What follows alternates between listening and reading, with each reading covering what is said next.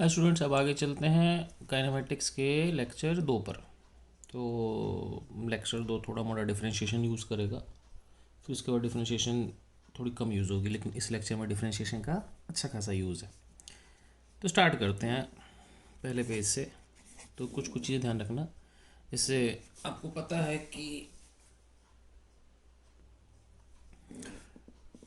कि जो स्पीड होती है, देखो जब भी मैं स्पीड बोल रहा हूँ इंस्टेंटेनियस स्पीड होती है, वो होता है छोटा डिस्टेंस पर छोटा टाइम। कभी बड़े टाइम में एवरेज डिफाइन होता है, इंस्टेंटेनियस मतलब किसी इंस्टेंट में मतलब छोटा टाइम लेना पड़ेगा। ठीक है, तो छोटा टाइम बाय छोटा डिस्टेंस। ठीक है, अब इसके बाद हम लोग स्टार्ट करते हैं आगे। ठीक है, तो लेट्स स्टार्ट। तो ये बेसिकली मैंने लिखा था average speed is equal to d S by D t. S क्या है? छोटा डिस्टेंस। अब बात करते हैं एवरेज वेलोसिटी। ठीक है, एवरेज वेलोसिटी आपके पास डिस्प्लेसमेंट पर टाइम होता है। ठीक है ना, दोनों साइड वेक्टर लगा देते हैं, डिस्प्लेसमेंट वेक्टर है और ये भी वेक्टर है। ध्यान रखना है कि जैसे कि मान लो सपोज कि जो डिस्प्लेसमेंट है, मान लो डिस्प्लेसमेंट 4 वेस्ट है, टाइम 2 है, तो ये 2 वेस्ट हो जाएगा। मतलब मिड मैं यूनिट को ध्यान रखें, लेकिन मैं कह रहा हूँ कि इन दोनों की डायरेक्शन सेम होगी, क्योंकि टाइम की तो डायरेक्शन है ही नहीं, जो भी डायरेक्शन है वो एस और वी एवरेज की है, तो इन दोनों की डायरेक्शन हमेशा सेम होगी, तो ये दोनों आपस में पैरेलल होते हैं। ठीक है, कोई दिक्कत नहीं। तो जो इसकी डायरेक्शन होगी वो इसकी डायरेक्शन होगी। अब बात करते हैं इंस्टेंटेनियस वेलोसिटी और वेलोसिटी। इंस्टेंटेनियस वेलोसिटी या वेलोसिटी जो होती है वो होती है वी से दिखाते हैं, और D S by D t होती है। तो ऐसे लिख देते हैं, लेकिन ध्यान रखना मैं ज़्यादा वेक्टर वोक्टर बनाऊंगा नहीं, मैं जनरली वी बराबर D S by D t लिख दूंगा, लेकिन मतलब वो आपको क्वेश्चन में दिखा रखा होगा, बता रखा होगा कि ये है क्या। तो वी बराबर D S by D T या D S by D T, लेकिन वो बोल रखा होगा कि ये वेलोसिटी है तो वेलोसिटी है। ठीक है, वैसे जनरली 1D में तो वेक्टर नहीं दिखाते। ठीक है, अब हम इस इक्वेशन को लेते हैं। ठीक है ना, और हम देखते हैं। तो मुझे पता है कि नॉर्मल जो डिस्प्लेसमेंट होता है वो क्या होता है, r final minus r initial, बता चुका हूँ मैं। ठीक है, तो displacement r final minus r initial है। ठीक है, तो एक काम करते हैं, फाइनल पोजीशन को आर से दिखाते हैं, इनिशियल पोजीशन को आर नॉट से। ध्यान रखना है कि ये चीज़ कांस्टेंट है। कांस्टेंट को मैं समझाता हूँ। देखो, आप जब चलते हो तो आपकी फाइनल पोजीशन बदलती है, इनिशियल पोजीशन नहीं बदलती। जैसे कि कहने का मतलब ये हुआ, मेरी बात समझना। जैसे मैं बोलूँ कि मेरा जन्म मान लो गोरखपुर में हुआ था। ठीक है, अब जैसे जैसे मेरी उम्र बढ़ी, मैं मथुरा रहा, फरीदाबाद रहा, हिसार रहा, कोटा रहा, जयपुर रहा, गुड़गांव रहा, जहाँ भी रहा, मेरी फाइनल पोजीशन बदलती है। लेकिन कोई मेरे से बोले कि what was my initial position, Gorakhpur. ठीक है ना, इनिशियल मतलब एक बीती हुई चीज़, वो नहीं बदल सकती। तो फाइनल पोजीशन जो है वो r, initial position r naught है। फाइनल पोजीशन बदलेगी, इनिशियल पोजीशन नहीं बदलेगी। ठीक है बच्चों, तो ये जो आर नॉट है इनिशियल पोजीशन, ये कांस्टेंट है। ठीक है, अब वेलोसिटी कितनी होगी, d by D t of r final को आर लिखा, आर इनिशियल को आर नॉट लिखा। ठीक है, अब ये d are by D t हो जाएगी, क्यों? क्योंकि आर नॉट कॉन्स्टेंट है और कॉन्स्टेंट का डिफरेंशिएशन 0 होता है। ठीक है भाई, तो वेलोसिटी आपके पास D are by D T होगी। ठीक है, अगर मामला 1D में होगा तो वेलोसिटी आपके पास D x by D T होगी, लेकिन 1D वेक्टर नहीं लगाते ना। तो 1D मामले में वेलोसिटी डी एक्स बाई, तो 1D मामले में velocity D x by D T होगी, पोजीशन एक्स में ही आएगा। ऐसे ही अगर वाई में चल रहे हो तो d y by D t हो जाएगी, जेड में चल रहे हो तो d z by D t जाएगी। ठीक है ना, तो ये तब होगा जब आप एक्स में हो, ये तब होगा जब आप वाई में चल रहे हो, एंड सो। ठीक है, सिंपल सी चीज़। तो ये वेलोसिटी होगी। ठीक है, अब हम लोग क्या करते हैं कि एक छोटी सी एग्जांपल ले लेते हैं। जैसे मान लो कि सपोज आपको दे रखा है कि एक्स जो है, ठीक है, वो आपके पास suppose T cube plus T square plus 2t है something. Find velocity at T बराबर 2। तो कुछ नहीं करना, वेलोसिटी क्या होती है, D x by D T. ठीक है, अब D x by D T होगी आपके पास, तो d by D t of x कितना है, T cube plus T square plus 2t। ठीक है, तो बेसिकली ये टी का फंक्शन है और नीचे टी है। जैसे अगर ये एक्स का फंक्शन होगा तो नीचे डी एक्स होगा। अगर x Q plus x square plus 2x होता नीचे डी एक्स होना जरूरी था। अब यहाँ पे T cube plus T square plus 2 तो नीचे डी टी होगा।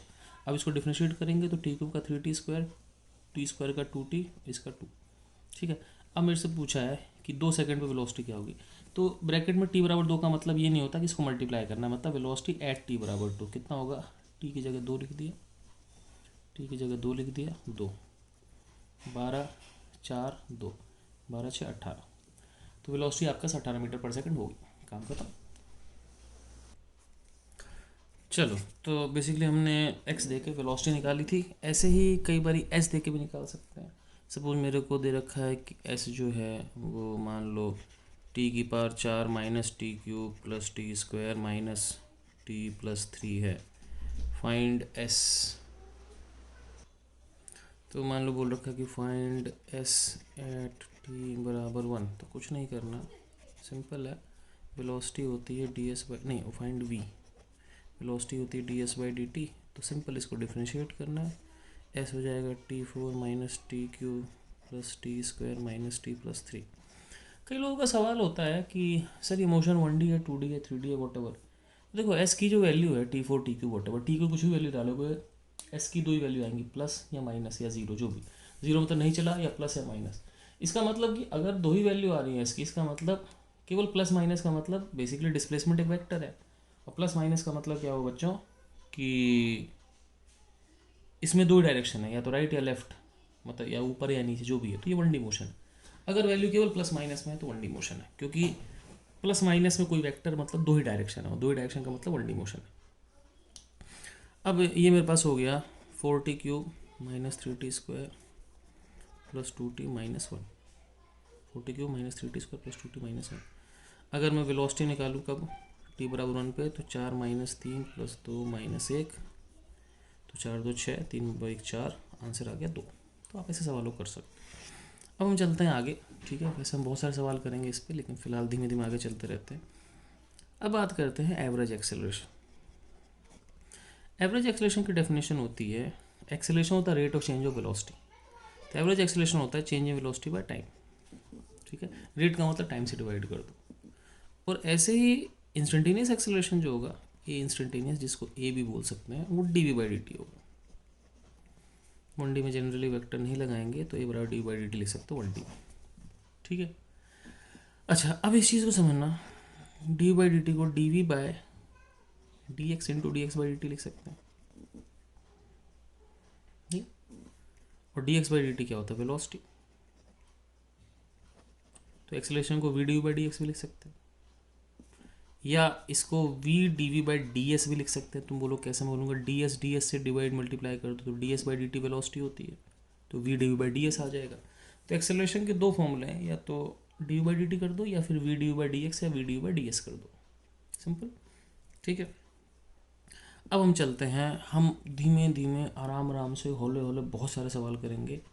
आप लोग कृपया करके अपनी कमर की पेटी बांध लें और सभी सवालों को ट्राई करते रहें। ठीक है, तो देखते रहेंगे। ठीक, तो एक एक करके सवाल शुरू करते हैं। पहला सवाल ये है कि देखो भाई, अब हम डायरेक्शंस के बारे में देखेंगे। देखो भाई, ए एवरेज जो होगा वो डेल्टा वी के पैरेलल होगा, क्योंकि देखो भाई डेल्टा वी बाई टी है, तो अगर ये ईस्ट है तो ये भी ईस्ट ही होगा। ठीक है, तो जो इसकी डायरेक्शन वो इसकी डायरेक्शन, जो चेंज इन वेलोसिटी की वो एवरेज एक्सेलरेशन की। मान लो कि एक एग्जांपल लेते हैं, अ बॉडी एट 10 मीटर पर second east turns to 10 meter per second north in 2 seconds. Find magnitude and direction of average acceleration. Average acceleration का मैग्नीट्यूड डायरेक्शन क्या होगा, कितना होगा, किस दिशा में होगा। तो सिंपल सी बात है, देखो ए एवरेज बराबर delta v by t. Delta v का मतलब v final minus v initial, मैं वेक्टर लगाऊँ ना लगाऊँ टेंशन मत लेना, वेक्टर ही है। ठीक है। अब इसकी फाइनल वेलोसिटी कितनी है, 10 नॉर्थ, मैं यूनिट नहीं लिख रहा। इनिशियल कितनी है, 10 ईस्ट। टाइम कितना है, तो ये हो गया 5 north minus 5 east, minus 5 east is 5 west. ठीक है, तो बेसिकली एवरेज एक्सेलरेशन क्या है, 5 नॉर्थ प्लस 5 वेस्ट है। अब बात है 5 नॉर्थ और 5 वेस्ट को जोड़ना कैसे है, ठीक है, जोड़ते हैं, यहाँ जगह कम है, अगले पेज पे जोड़ते हैं। तो एवरेज एक्सेलरेशन है 5 नॉर्थ प्लस 5 वेस्ट। तो बेसिकली मुझे क्या करना है, 5 नॉर्थ और 5 वेस्ट का सम करना है। 5 नॉर्थ 5 वेस्ट का सम क्या होगा, तो इन दोनों का पैरेललोग्राम लॉ के हिसाब से सम यहाँ हो गया, नहीं हो गया, 5 नॉर्थ ये तो हो गया। अब ये कितना होगा, सिंपल है, ये 5 है, ये 5 है, तो ये कितना होगा, 5 स्क्वायर प्लस 5 स्क्वायर। तो ये आपके पास इन दोनों का सम एवरेज एक्सेलरेशन है। तो एवरेज एक्सेलरेशन कितना होगा भाई, 5 स्क्वायर प्लस 5 स्क्वायर, कितना हो गया 5√2। डायरेक्शन देखो, अब ये 5 तो इसका मतलब ये एंगल कितना होगा, 45 होगा, नहीं होगा, क्योंकि टेन थीटा 5/5, ये भी 5 ये भी 5, दोनों बराबर है। तो टेन थीटा अगर निकालोगे तो ये 5 1 आएगा। तो इसका मतलब ये डायरेक्शन ठीक नॉर्थ और वेस्ट के बीच में। तो आपके पास एवरेज एक्सेलरेशन क्या हो गया, 5√2 नॉर्थ वेस्ट। ठीक है, चलो भाई अब हम लोग चलते हैं आगे। अब हम इस चैप्टर में मिसलेनियसली बहुत सारे सवाल करते रहेंगे। ठीक है, इस पर्टिकुलर लेक्चर में मान लो कि जो भी चले, आधा घंटा शायद और चले, व्हाटएवर, तो we will be doing many miscellaneous questions जो बेसिकली डिफरेंशिएशन और काइनेमेटिक्स को इधर उधर छोटी मोटी चीज़ को जोड़ेंगे। तो आपको यही काम करना है कि बहुत सारी चीज़ों की मिसलेनियस, तो इन सबको अपने हाथों से करना है। ठीक है, और करते रहो, लेट्स सी। चलो भाई, तो हम लोग चलते हैं। तो मैं एक ऐसी इन जनरल क्वेश्चन कर रहा हूँ। मान लो क्वेश्चन ये है, body moves angle theta on a circle, find ratio of distance and displacement. Writing खराब है, काम चला लेना। एक बॉडी एक एंगल थीटा चलती सर्कल पे, डिस्टेंस और डिस्प्लेसमेंट का रेशियो बताना है। देखो मैं, आपने देखा होगा कि जब भी मैं इन दोनों कंपेयर करता हूँ, मैं डिस्प्लेसमेंट पे एक मॉडुलस बनाया होता है। एक्चुअली आप कंपेयर उन्हीं चीज़ों को कर सकते हो जो कि एक जैसी हैं। तो आप डिस्टेंस और डिस्प्लेसमेंट को कंपेयर कर ही सकते हो, क्योंकि डिस्टेंस होगा मान लो 10 मीटर, लेकिन डिस्प्लेसमेंट होगा 6 मीटर नॉर्थ। तो डायरेक्शन आती है, दोनों चीज़ बदल गई, तो इसीलिए हम डिस्प्लेसमेंट का मॉडुलस लेते हैं। मॉडुलस में डायरेक्शन खत्म हो जाती है। तो ये मान लो 10 मीटर 6 मीटर कंपेरेबल, तो कंपेयर मैं इन दोनों के मॉडुलस के करता हूँ। ठीक है, अब क्वेश्चन क्या है कि एक बॉडी थीटा एंगल चलती है, आप लोग पॉज कर सकते हो, मैं इसको सिंपली कर देता हूँ। मान लो एक बॉडी थीटा एंगल चलती है, ये मान लो सेंटर है। ठीक है, सपोज वो ए से बी थीटा एंगल चलेगी। तो ये जो आर्क है वो तो उसका डिस्प्लेसमेंट है, और जो सीधी लाइन है वो उसका डिस्टेंस है। तो डिस्टेंस बाय डिस्प्लेसमेंट, डिस्टेंस हो गया ए बी आर्क और डिस्प्लेसमेंट हो गया ए बी लाइन। ठीक है, अब इनका रेशियो करना है, ये एंगल कितना है, थीटा है। तो लेट्स सी, अब मुझे पता है कि आर्क जो होता है वो होता है रेडियस इंटू थीटा। तुम बोलोगे नहीं सर ऐसा कुछ पढ़ा नहीं, मैंने देखो आपको पढ़ा रखा है, थीटा होता है arc by radius, theta l by r होता है, मैंने कई बार बता चुका हूँ। तो ये भी आर्क क्या होगा, रेडियस इंटू थीटा। अब रेडियस दे रखा है, लेकिन मान लो आर है, थीटा दे रखा है, तो आपके पास आर्क हो गया आर थीटा। ठीक है, तो मैंने रेडियस माना है। अब डिस्प्लेसमेंट कैसे निकालें। ठीक है, डिस्प्लेसमेंट के लिए क्या करते हैं, डिस्प्लेसमेंट के बहुत तरीके हैं। ठीक है, तो एक तरीका तो साइन रूल से आ सकता है, अगर आपको साइन लो याद हो तो। साइन लो क्या था कि अगर आपके पास ये ए है, ये बी है, ये आर है, ये आर है, ये थीटा है। अब देखो एक ट्राइंगल का टोटल एंगल 180 होता है, तो ये 180 माइनस थीटा, ये दोनों का सम 180 माइनस थीटा। अब ये दोनों आर आ रहे तो दोनों एंगल बराबर होंगे। मान लो दोनों एंगल अल्फा है, 2 अल्फा प्लस थीटा बराबर 180। तो अल्फा कितना हो गया, 90 माइनस थीटा बाय 2। ठीक है, तो ये 90 माइनस थीटा बाय 2, ये 90 माइनस थीटा बाय 2, दोनों मिलकर 180 माइनस थीटा हो जाएगा, प्लस थीटा 180 हो जाएगा। अब ये जो ए बी है, इसको निकालने के लिए आप बहुत सारे तरीके हैं, जैसे आप साइन लॉ लगा लो। साइन लॉ लगाओगे आप, तो मुझे पता है कि कोई भी ट्राइंगल की साइड और उसके सामने वाले एंगल का रेशियो, मतलब A B by sine theta, r by sine alpha आपस में इक्वल होंगे। अब आते साइन अल्फा कितना है, साइन अल्फा हो जाएगा sine 90 minus theta by 2। Alpha ही तो होगा, निकाला अपन ने। तो ए बी कितना हो गया, r sine theta, sine 90 minus theta जो होता है, sine 90 minus theta cos theta होता है, तो ये हो गया कॉस थीटा बाई 2। अब क्या करें, साइन थीटा को लिख सकते हैं 2 sine theta by 2 cos theta by 2। तुम कहोगे सर मैं कुछ भी नहीं समझा, मैं कहूँगा इट्स फाइन, कैसे मैं समझाता हूँ। ठीक है, मैथ्स वालों को समस्या नहीं, लेकिन अगर कोई बायो वालों को समस्या हो जाती है, कैसे मैं समझाता हूँ भाई। साइन ए प्लस बी का फॉर्मूला बताया था मैंने, साइन ए कॉस बी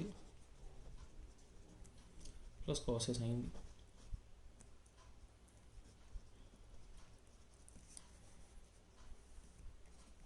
ठीक है, साइन 2 थीटा का फॉर्मूला क्या होगा, ए को भी थीटा मान लो, बी को भी थीटा, तो साइन थीटा कॉस थीटा, और ये cos theta sine theta, 2 sine theta cos theta हो गया। ठीक है, समझ मेरी बात, मतलब अब ये जो एंगल है, ये दोनों एंगल उसके आधे हैं, मतलब ये है कि ये 30 है तो ये 60 है, ये 15 है तो ये 30 है। इंपॉर्टेंट थीटा नहीं है, आप हो सकता है 2 थीटा को अल्फा लिख दो, तो ये दोनों अल्फा बाई 2 हो जाएंगे। इंपॉर्टेंट ये है कि ये जो एंगल है, ये दोनों एंगल इसके आधे हैं, तो ये थीटा है, तो इस दोनों आधे थीटा बाई 2 यहाँ आ जाएगा। ठीक है, तो ये फॉर्मूला होता है, मेडिकल वाले ध्यान रखना, मैं दोबारा नहीं बताऊंगा। ठीक है, sine 2 theta 2 sine theta cos theta होता है। अब यहाँ से ए भी कितना आ गया, ए भी आ गया मेरे पास, है ना, इतना cos theta by 2 cos theta by 2 cut गया, तो ये भी कितना आ गया आपके पास 2r साइन थीटा बाई 2 हो गया आपके पास। अब मुझे इन दोनों का रेशियो चाहिए, तो रेशियो पे काम करते हैं और आगे बढ़ते हैं। हाँ, तो अब इनका हम रेशियो कैलकुलेट करते हैं, पेज नंबर 4 है ये। तो रेशियो किसे कैलकुलेट करना है हमको रेशियो कैलकुलेट करना है ए बी आर्क और ए बी का डिस्प्लेसमेंट, आर्क और डिस्प्लेसमेंट, आर्क आपका डिस्टेंस है, डिस्प्लेसमेंट। तो रेशियो था A B arc by A B. अब ए बी आर्क जो डिस्टेंस है आपके पास, वो आपके पास है आर थीटा, आर थीटा। जो डिस्प्लेसमेंट है ए बी, वो कितना है बच्चों, जो ए बी डिस्प्लेसमेंट है वो आपके पास हमने निकाला था 2r साइन थीटा बाई 2, तो इसको मैंने लिख दिया 2r sine theta by 2। R से आर कट गया, कितना हो गया भाई, ये आपके हो गया theta by 2 sine theta by 2। ठीक है ना, सही।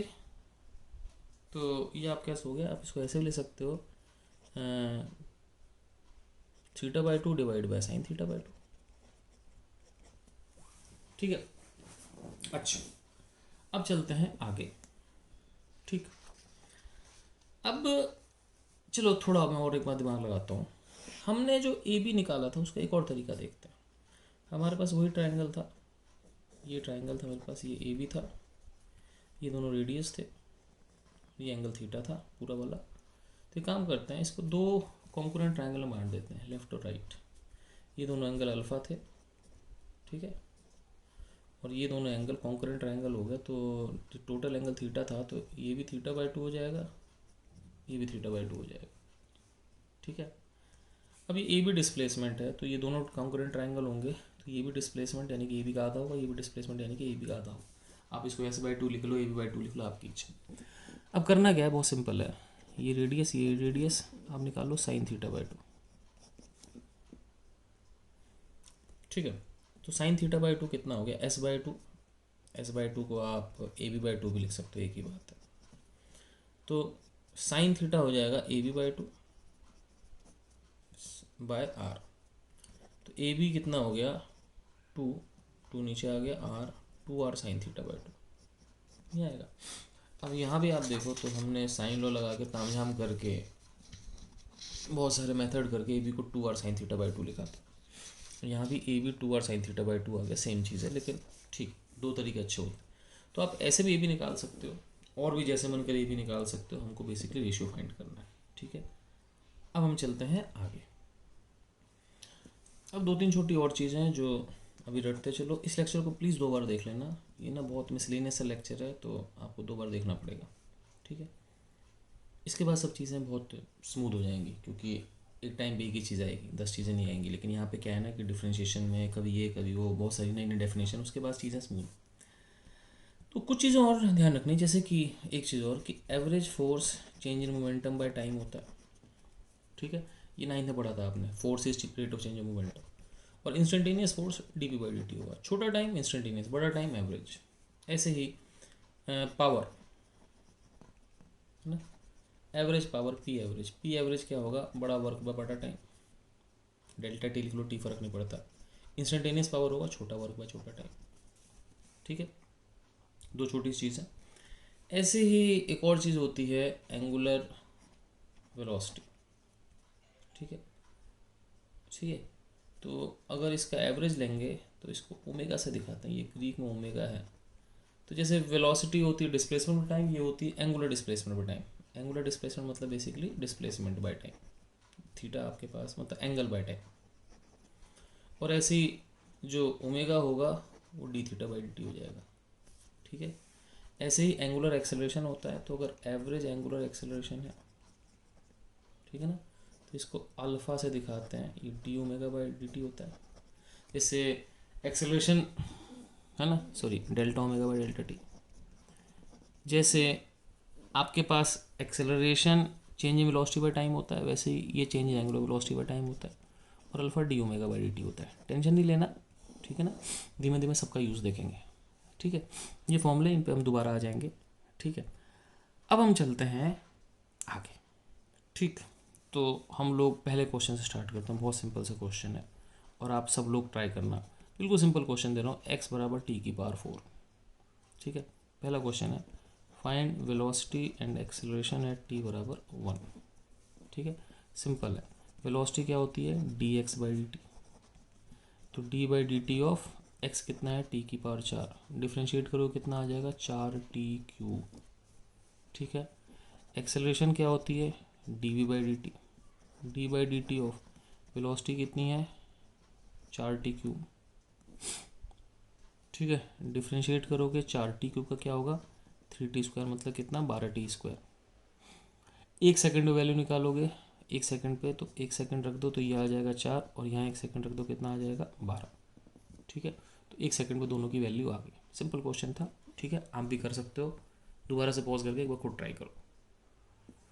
एक और क्वेश्चन कर लेते हैं। मान लो x बराबर t³ plus 2t² minus T minus 2t। Find velocity and acceleration eight t बराबर 1। Simple, velocity D x by D t होता है। अब हम थोड़ा तेज काम करेंगे। सिंपल, इसको डिफ्रेंशिएट करना है, कर दो भैया। 3t² plus 4t minus 2। Acceleration होता है डी बाई डी टी, फिर डिफ्रेंशिएट कर दो, 6t प्लस 4। टी बराबर 1 पे हो जाएगा 3 4 माइनस 2, 3 4 7 में से 2 गए 5। ये टी बराबर 1 पे हो जाएगा 6 प्लस 4 कितना हो गया, 10। सिंपल। ठीक है, यहाँ तक मेरे ख्याल से कोई दिक्कत नहीं होनी चाहिए। अब हम चलते हैं आगे। ठीक है, अब मान लो आगे चलते हैं, क्वेश्चन करते हैं। अब थोड़ा क्वेश्चन में हल्का सा मैं फेरबदल कर रहा हूँ। फेरबदल क्वेश्चन में ऐसा है कि x बराबर मान लो t³ माइनस t²। मान लो क्वेश्चन है find average velocity at t बराबर 1। ठीक है, अब कैसे निकालेंगे। वेलोसिटी तो सिंपल है, dx बाई डी टी होती है। अब एवरेज वेलोसिटी क्या होती है, v एवरेज होता है डिस्प्लेसमेंट बाय टाइम। डिस्प्लेसमेंट क्या होता है, final position minus initial position by time. Final position का मतलब अब देखो 1 सेकंड में पूछा, तो फाइनल पोजीशन का मतलब 1 सेकंड पे x। अब इसका मतलब x इंटू 1 नहीं है, x एट 1 है। अब इनिशियल एक ऐसी चीज़ है, जैसे आपसे बोला गया है कि 2 से 4 सेकंड, तो फाइनल 4 है, इनिशियल 2 है। लेकिन अगर नहीं बोला गया इनिशियल क्या है, तो इनिशियल क्या है, 0 सेकंड। तो इनिशियल मतलब 0 सेकंड पे x। डिस्प्लेसमेंट ही होता है final position minus initial position, time 1 से 0। अब 1 सेकंड पे x कितना, कुछ नहीं, यहाँ पर 1 डाल देना। ठीक है, यहाँ पर आपने 1 डाला तो ये हो गया 1 माइनस 1, t³ 1 हो गया, ये भी 1 हो गया। थोड़ा चेंज कर दे सवाल, 2 सेकंड कर देते हैं, क्यों 0 चेक करना पड़ो। तो 2 सेकंड करेंगे हम, तो ये हो गया 2 का क्यूब माइनस 2 का स्क्वायर। ठीक है, ये हो गया 2 सेकंड पर। और 0 सेकंड पे क्या होगा, ये भी 0, ये भी 0, 0 बटा सन्नाटा। और टाइम टेकन भी क्या हो जाएगा, 2। तो 2 क्यूब कितना हो गया 8, 2 स्क्वायर कितना होगा 4, 8 में 4 गया 4, 4 बटे 2 कितना हो गया 2। तो आपके पास जो एवरेज वेलोसिटी है 2 आ गई। Is it fine. ठीक है, सही। और देख लो भाई, एक और क्वेश्चन कर लेते हैं। मान लो अब आपको दे रखा है एक और क्वेश्चन, x बराबर टी की power 4, find average acceleration from या एट टी बराबर 2 सेकेंड। अब ध्यान रखना, एवरेज एक्सेलरेशन क्या होता है, change in velocity by time, मतलब final velocity minus initial velocity by time. ठीक है, अब कैसे करें भाई साहब इसको, लेट्स सी। तो ए एवरेज जो होता है वो v final minus v initial, मतलब change in velocity by time होता है। चेंज इन वेलोसिटी मतलब फाइनल वेलोसिटी का मतलब 2 सेकंड की, इनिशियल वेलोसिटी मतलब 0 सेकंड की, बाय डिफॉल्ट टाइम 2 माइनस 0। ठीक है, इसके लिए वेलोसिटी चाहिए। वेलोसिटी कैसे आएगी, d x by D t से। D x by D t करोगे 4t³ हो जाएगा, नहीं। अब ए एवरेज ले लो, ए एवरेज वी एट 2। अब 2 सेकंड वेलोसिटी निकालोगे तो टाइम की जगह रखोगे 2, 0 पे निकालोगे तो टाइम की जगह रखोगे 0। टाइम कितना है 2, ये तो हो गया 0 बट्टा सन्नाटा, 4 × 2 का क्यूब, 2 का क्यूब कितना होता है 8, डिवाइड बाय 2, आंसर कितना आ गया 16। तो आपके पास एवरेज एक्सेलरेशन 16 आ गया। ठीक है, आगे चलें। ओके, आगे चलते हैं। अब आपके लिए क्वेश्चन है, ठीक है, थोड़ा हल्का सा ट्रिकी है। क्वेश्चन ये है कि x बराबर t³ minus 3t², what is velocity when body is in equilibrium. Velocity तब क्या होगी जब बॉडी इक्विलिब्रियम में होगी। तो वेलोसिटी तो आपको पता ही है D x by D t होती है, D x by D t हो गया 3t² minus 6t। Acceleration D by D t होती है 60 माइनस 6। अब वेलोसिटी निकाल लें, अगर वो मेरे से बोले 1 सेकंड पे निकालो तो मैं निकाल लूँ, 2 पे निकालो, लेकिन कब निकालनी वेलोसिटी, ये बात है। तो क्वेश्चन ये है कि जब बॉडी इक्विलिब्रियम में है तो इक्विलिब्रियम का मैंने एक निशान बना रखा है ऐसा। ठीक है, तो इक्विलिब्रियम का मतलब क्या होता है मैं आपको फिर बता दूं, मैं पहले ही बता चुका हूँ। इक्विलिब्रियम का मतलब कि बॉडी पर नेट फोर्स 0 है।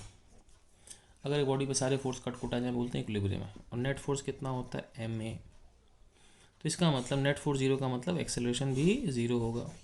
तो इक्विलिब्रियम का मतलब जब एक्सेलरेशन 0 होगा, तो एक्सेलरेशन 0 का मतलब 60 माइनस 6 0 हो गया, तो टी कितना हो गया 1।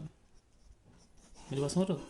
तो बेसिकली उसने इनडायरेक्टली बोला कि टी बराबर 1 पे बताओ वेलोसिटी क्या होगी। तो टी बराबर 1 पे वेलोसिटी बतानी है, तो वेलोसिटी एट टी बराबर 1 कितना हो गया 3t² मतलब 3 माइनस 60 मतलब 6 -3।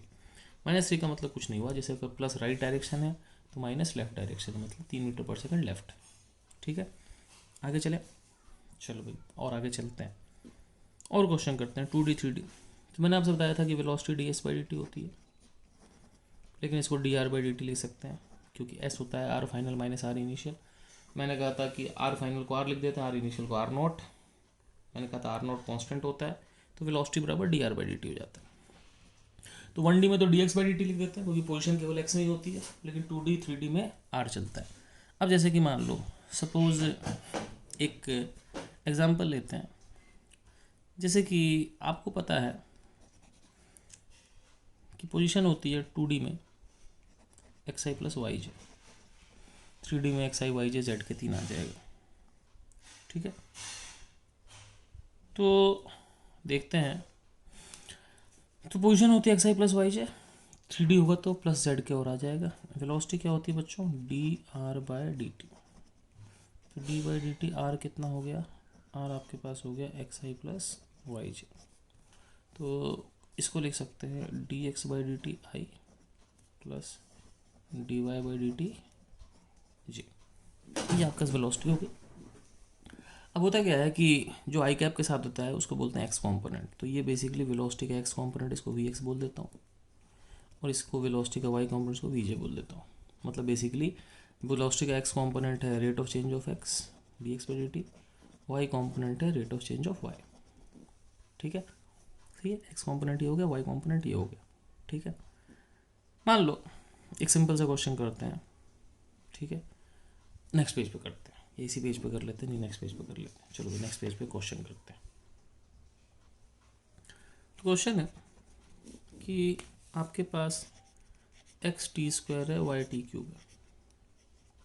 ठीक है, x t² y t³ है, और मेरे से पूछा गया है कि find magnitude of velocity and acceleration at T बराबर 1।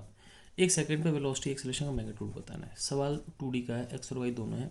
पोजीशन होती है एक्स आई प्लस वाई जे, ये पोजीशन की वैल्यू होती है। तो पोजीशन कितनी होगी, t square i plus t cube j, x t square y t cube है। वेलोसिटी होती है d are by D t, differentiate करोगे तो टी स्क्वायर का, अब सीधे सीधे करते चलो ना, टी स्क्वायर का 2t, बार बार नहीं मैं आपको बताऊंगा कि कैसे आ गया, टी क्यूब का 3t स्क्वायर। ये वेलोसिटी का एक्स कॉम्पोनेंट है, वेलोसिटी का वाई कॉम्पोनेंट, एक्स कॉम्पोनेंट है 2t, वाई कॉम्पोनेंट है 3t स्क्वायर। एक्सेलरेशन क्या होती है, डी बाई डी टी, ठीक है। 2t का डिफ्रेंशिएशन 2 आएगा और 3t स्क्वायर का 6t, ठीक है। अब क्वेश्चन पूछा 1 सेकेंड पे, तो 1 सेकेंड पे ये होगा 2i प्लस 3j और 1 सेकेंड पे होगा 2i प्लस 6j। अब वेलोसिटी का मैग्नीट्यूड बताना है आपको, हो सकता है मैं वेक्टर ना लगाऊं, कोई दिक्कत नहीं। वेलोसिटी का मैग्नीट्यूड होगा, कोई भी चीज़ ऐसे होती है तो उसका मैग्नीट्यूड क्या होगा, 2 स्क्वायर प्लस 3 स्क्वायर, तो ये हो जाएगा 4 प्लस 9, कितना हो गया, √13। एक्सेलरेशन का मैग्नीट्यूड होगा 2 स्क्वायर प्लस 6 स्क्वायर, 2 स्क्वायर 4, ठीक है, 2 स्क्वायर 4 और 6 स्क्वायर कितना होगा 36, आंसर कितना होगा √40। तो आपके पास वेलोसिटी एक्सेलरेशन का मैग्नीट्यूड आ गया, ठीक है।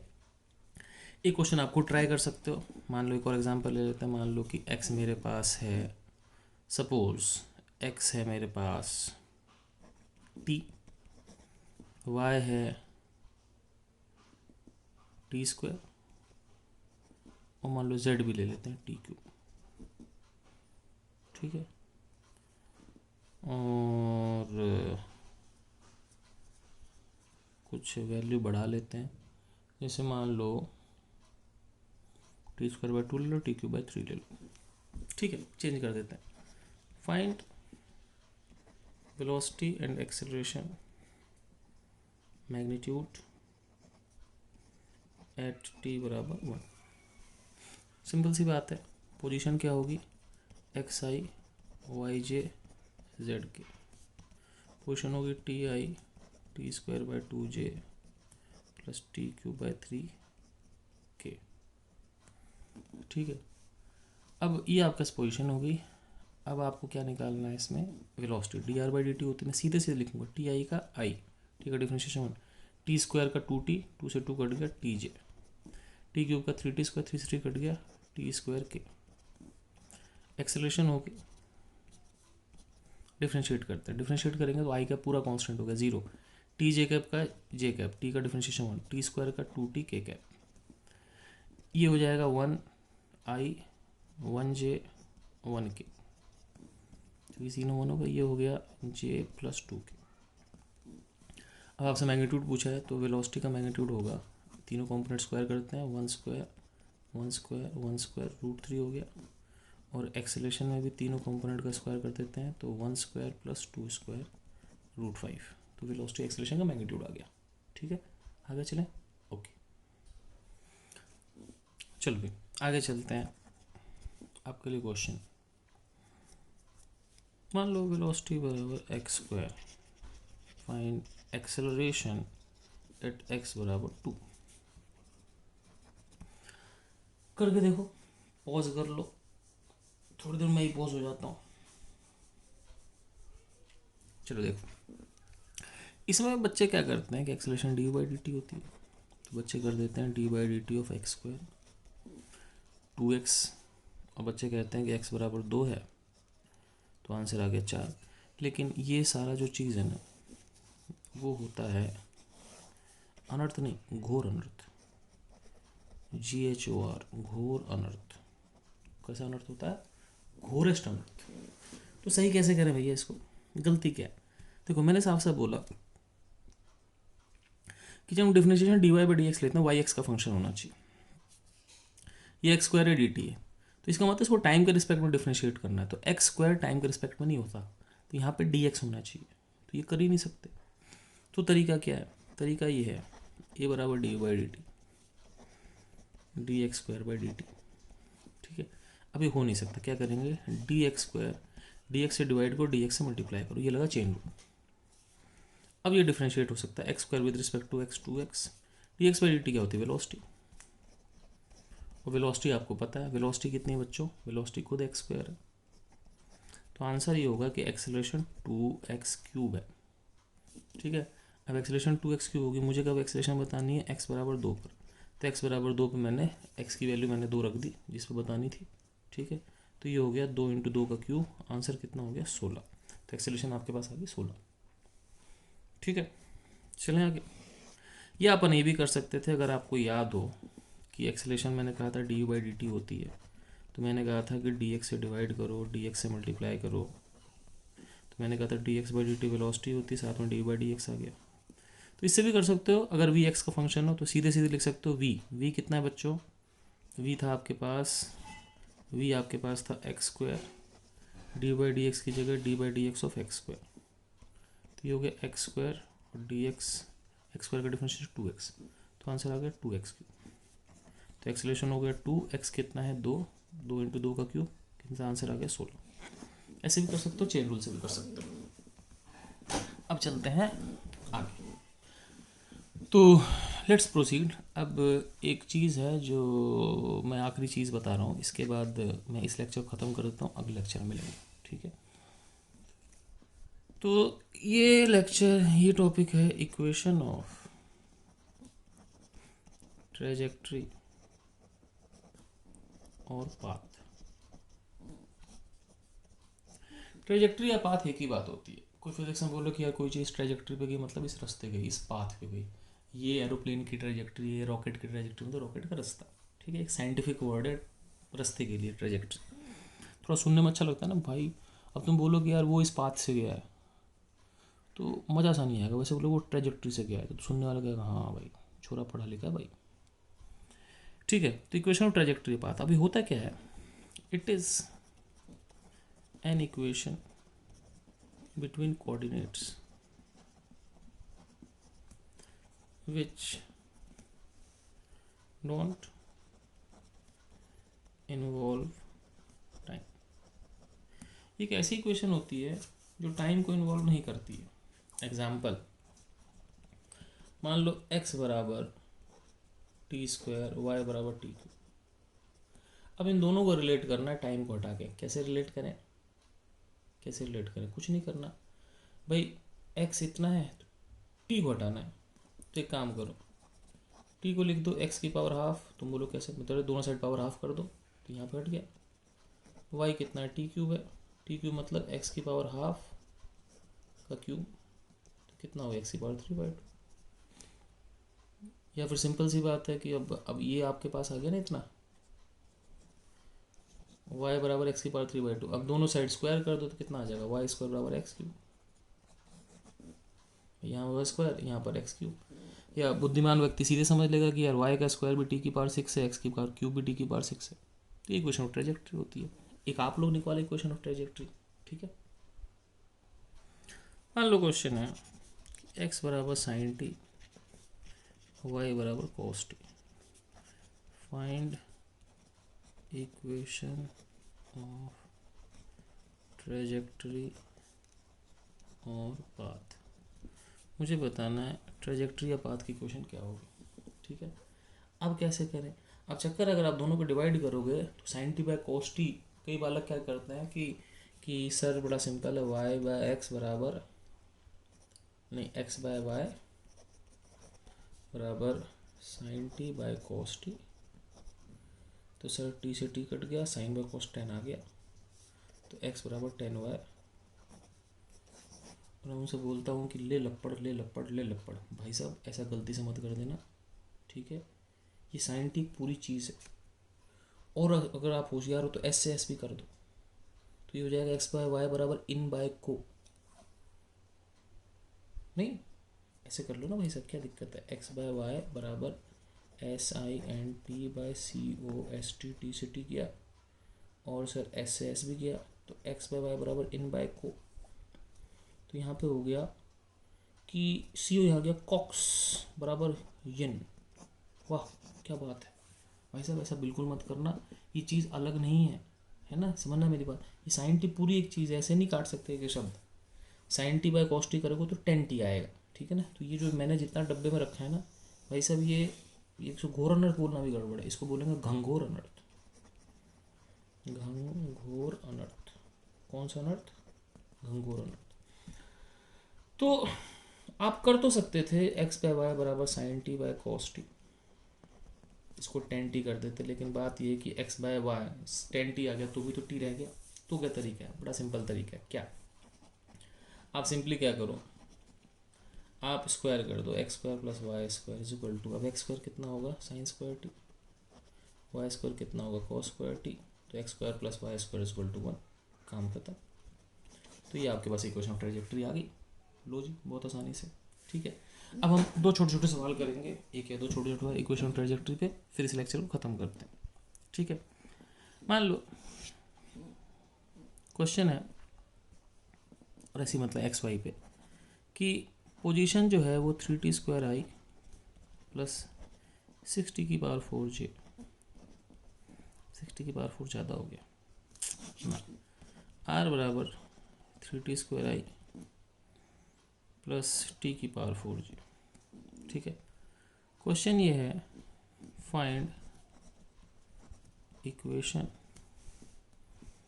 ऑफ पाथ या trajectory B. Equation of path और ट्रेजेक्टरी निकालना है। बी आपको निकालना है find angle between velocity and acceleration at T बराबर 1 सेकेंड। अब ये सवाल थोड़ा सही, ठीक है। पहला पार्ट सिंपल है इसका, पोजीशन होती है x i plus y j, तो एक्स हो गया 3t स्क्वायर, वाई हो गया टी की पावर 4।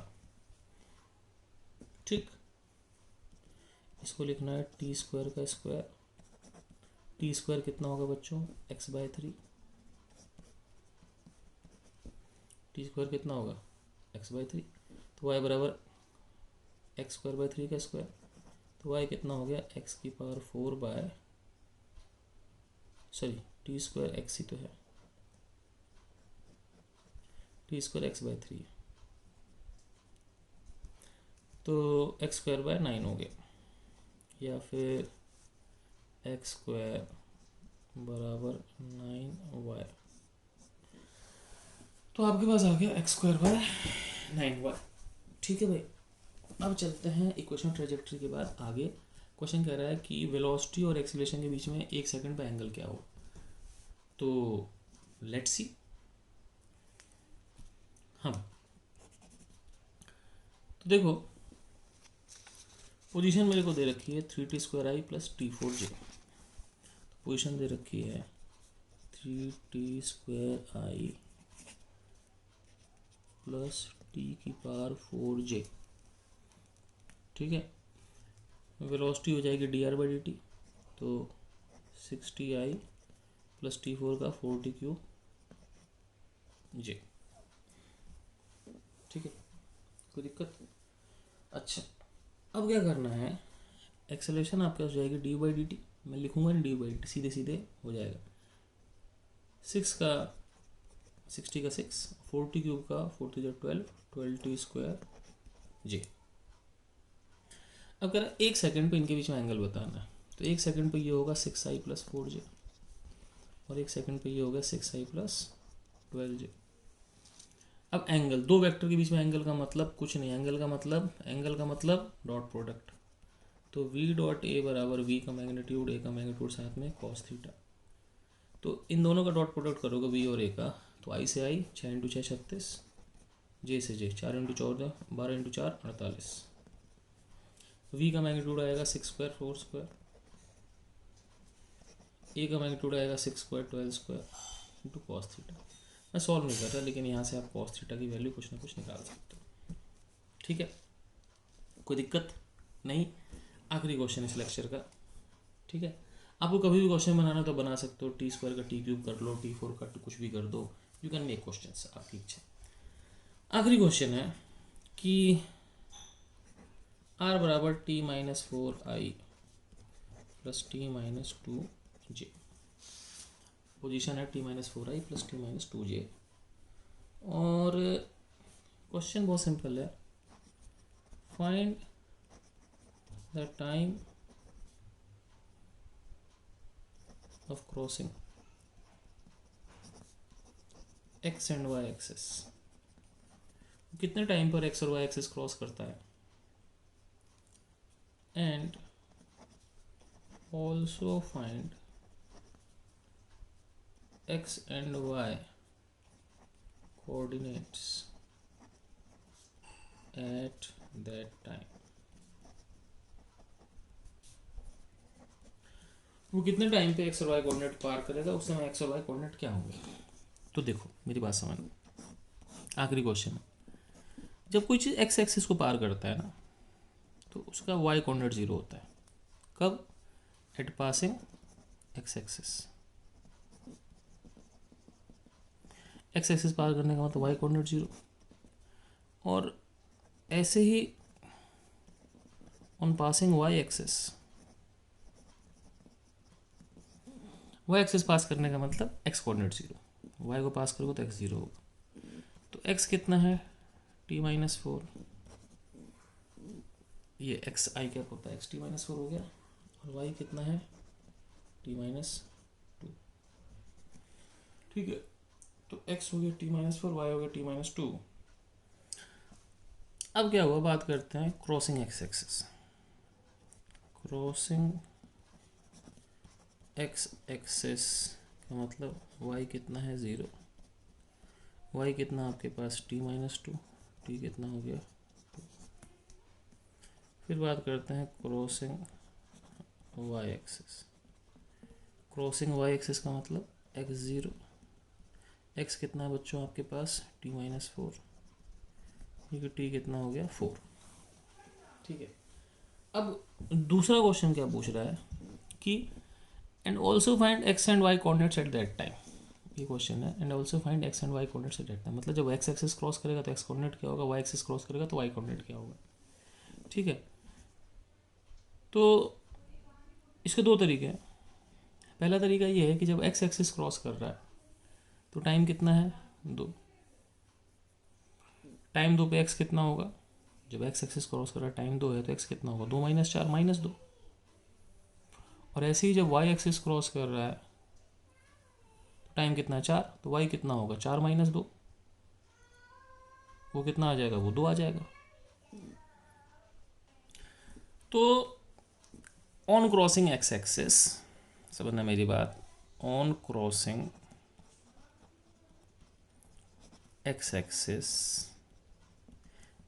t बराबर 2 और x बराबर t-4 बराबर -2। जब वो एक्स एक्सिस से क्रॉस करेगा तो y 0 होता है, y 0 से t 2 आया, उससे x -2 आएगा। तुम बोलो सर यहाँ दो, अरे भैया मैं जनरल डायग्राम बना रखा है।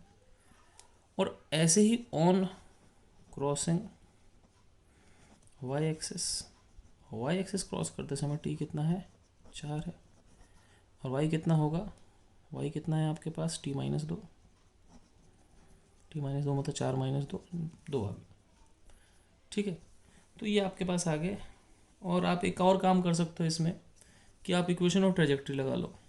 इक्वेशन ट्रेजेक्ट्री मतलब वाई और एक्स के बीच में रिलेशन लो, इस टी की वैल्यू यहाँ रख दो, तो वाई एक्स के बीच में रिलेशन आ गया। फिर एक्स को 0 कर दो वाई आ जाएगा, वाई को 0 कर दो एक्स आ जाएगा। आई होप यू अंडरस्टैंड, ठीक है ना। लेकिन मैं नहीं कर रहा अब इसके बाद, मेरे पास जगह कम है, नए पेज पर लिखना नहीं चाहता, सिंपल सी बात है। समझ लो मेरी बात, नहीं समझे फिर देखो टी की वैल्यू कितनी आ जाएगी x+4, यहाँ पर लिखो x+4, तो y बराबर कितना हो जाएगा, y बराबर हो जाएगा, मैं लिख देता हूँ, t कितना हो जाएगा x+4 हो जाएगा।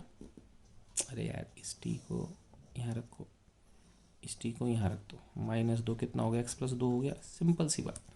y x+2 है, वैसे भी सोचो इसमें 2 जोड़ दोगे तो -4 का -2 हो जाएगा ना। अब y x+2, अब सोचो x एक्सिस क्रॉस करते समय, ठीक है ना।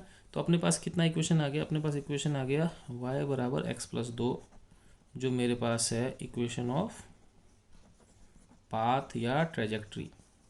अब सिंपल है, एक्स एक्सिस क्रॉस करेगा तो y 0 होगा, y 0 होगा तो x 2 हो जाएगा। ठीक है,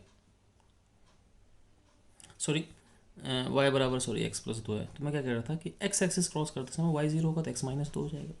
वैसे y एक्सिस क्रॉस करते समय x 0 होगा तो y 2 हो जाएगा। तो सेम चीज़ यहाँ से भी आ सकती है। ठीक है बच्चों, ये लेक्चर इतना ही, काफ़ी लंबा लेक्चर हो गया, अगले लेक्चर में मिलते हैं। ठीक है, इस लेक्चर को प्लीज़ 2 बार ही पढ़ लेना, इसके बाद से थोड़ी देर बाद ही आपको फिर कांस्टेंट एक्सेलरेशन मिलेगा, v बराबर u plus a t s बराबर u t plus half a t square, जो आपका एक नोन डोमेन हो जाएगा। ठीक है, ओके बच्चों, बाय, ठेंगा।